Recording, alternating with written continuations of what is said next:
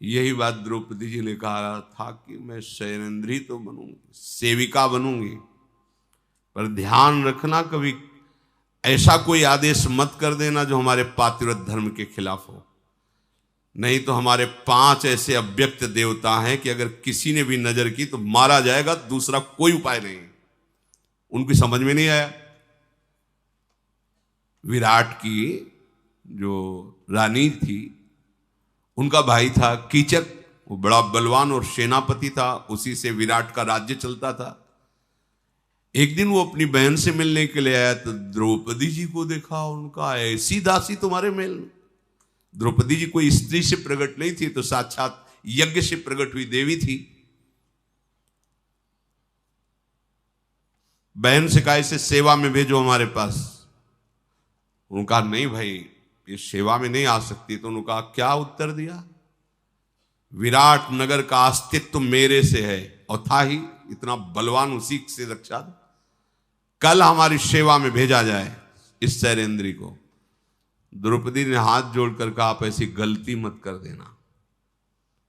अब उसको क्या पता, एक राज्य का लोभ कि पूरा राज्य शासन इसी से चलता है।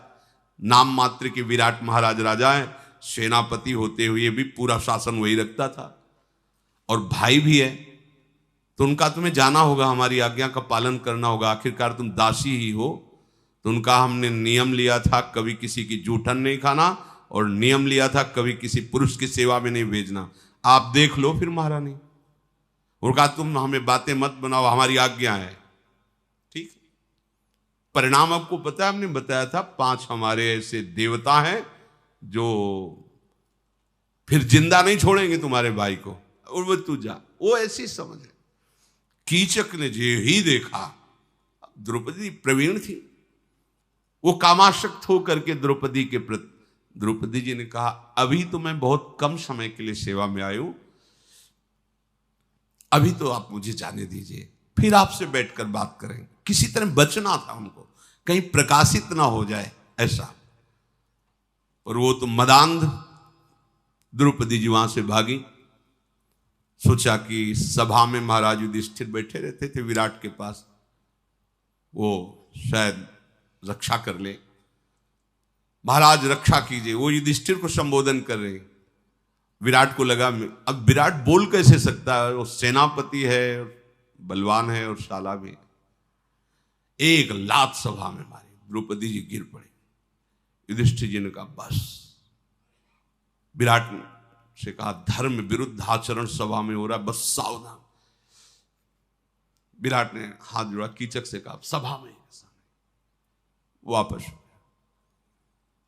युधिष्ठिर जी से कहा कि महाराज ये आप देखकर बर्दाश्त कर रहे हैं, चुप रहो, थोड़ा समय रहेगा अज्ञातवास का, निपट जाए, नहीं फिर 12 वर्ष का वनवास। बोले तुम्हारे वनवास के कारण अपने पातिव्रत धर्म पर आंच नहीं आने देंगी। सबसे बात की छुप छुप के, जो अपने पास जब भीम के पास गई, बोले डरने की जरूरत नहीं, उसको बोलो कि रंगशाला में हम मिलेंगे, आ जाओ। अपनी तरफ से गई। अब तो बड़ा प्रसन्न हुआ, यहां ठीक नहीं, रंगशाला में शाम के आ जाओ। अरे बोले बिल्कुल, रंगशाला क्या, जहां बोलो, उसी का राज शासन है। भीम रंगशाला में पहले से विराजमान। द्रौपदी जी ओट में, आओ महाराज आपका स्वागत। तो सैया पर भीम बैठे थे, उसको कुछ पता नहीं, उसको कुछ कि यहाँ कुछ और प्लान, जो उठा के पटक के कीचक का कीचड़ निकाल दिया, मार डाला उसको कीचक को।